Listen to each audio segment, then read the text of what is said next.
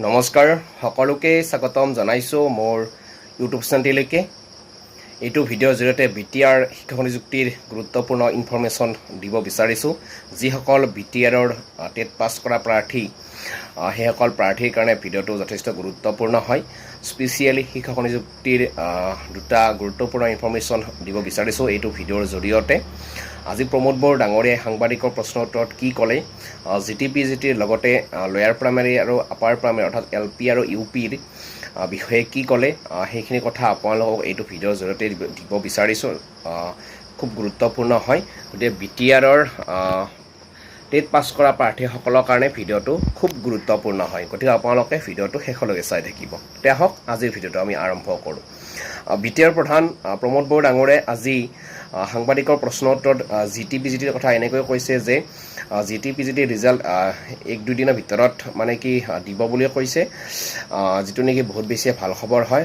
লগতে এপইণ্টমেণ্ট 10 দিনমানৰ ভিতৰতে নিযুক্তি দিব বুলি সন্মানীয় প্ৰমোদ বড়ো ডাঙৰীয়াই আজি সাংবাদিকৰ প্ৰশ্ন উত্তৰত এইখিনি কথা ঘোষণা কৰিছে। পুনৰ আপোনালোকক ক'ব বিচাৰিছোঁ যে জিটিপিজিটিৰ ৰিজাল্ট 1-2 দিনৰ ভিতৰতে দিব বুলি কৈছে। লগতে এপইণ্টমেণ্ট 10-12 দিনৰ ভিতৰতে দিব বুলি কৈছে, যিটো নেকি জিটিপিজিটিত অৱতীৰ্ণ হোৱা প্ৰাৰ্থীসকলৰ কাৰণে বহুত বেছি ভাল খবৰ হয়। গতিকে আমিও আশাবাদী যে এনেকৈ যিহেতু প্ৰমোদ বড়ো ডাঙৰে কৈ আহিয়ে আছে, গতিকে সোনকালে ঘোষণা কৰক ৰিজাল্টটো আৰু সোনকালে এপইণ্টমেণ্ট দিব বুলি আমি আশাৰে ৰৈ আছোঁ। এতিয়া আহিলোঁ নিম্ন প্ৰাথমিক আৰু উচ্চ প্ৰাথমিক লয়াৰ প্ৰাইমেৰী আৰু আপাৰ প্ৰাইমেৰী অৰ্থাৎ LP আৰু UP।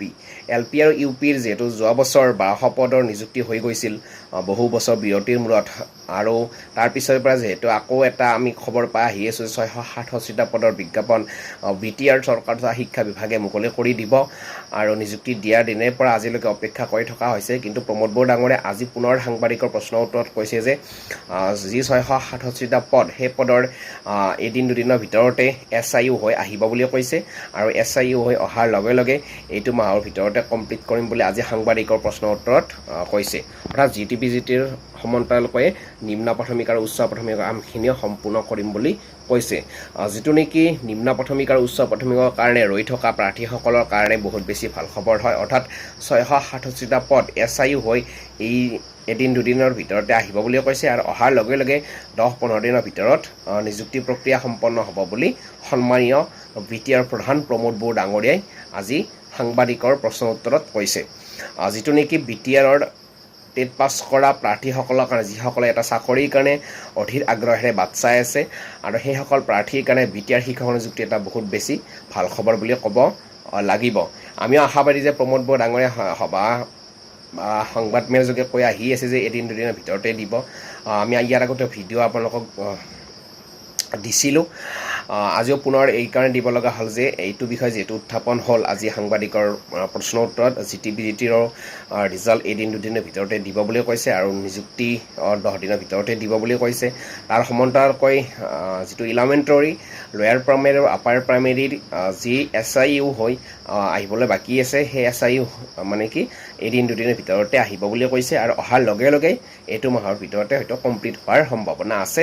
আৰু যিটো নেকি আজি প্ৰমোদ বড়ো ডাঙৰে সাংবাদিকৰ প্ৰশ্নৰ উত্তৰত কথাখিনি মেনশ্যন কৰিছে। গতিকে বিটিআৰ যিসকল টেট পাছ কৰা প্ৰাৰ্থী অধীৰ আগ্ৰহেৰে বাট চাই আছে, এইটো বহুত বেছি ভাল খবৰ হয়, আৰু আমিও আশাবাদী অতি সোনকালে কামখিনি হৈ যাওক। এইখিনি আপোনালোকক জনালোঁ আজিৰ আপডেট বিটিআৰ শিক্ষক নিযুক্তিৰ এই দুটা গুৰুত্বপূৰ্ণ ইনফৰমেশ্যন। যিহেতু জিটিপিজিটিৰ বহু আগতেই পৰীক্ষা হৈ গ'ল, ডকুমেণ্টছ ভেৰিফিকেশ্যনো হৈ গ'ল, কিন্তু ৰিজাল্ট ঘোষণা হোৱা নাছিল।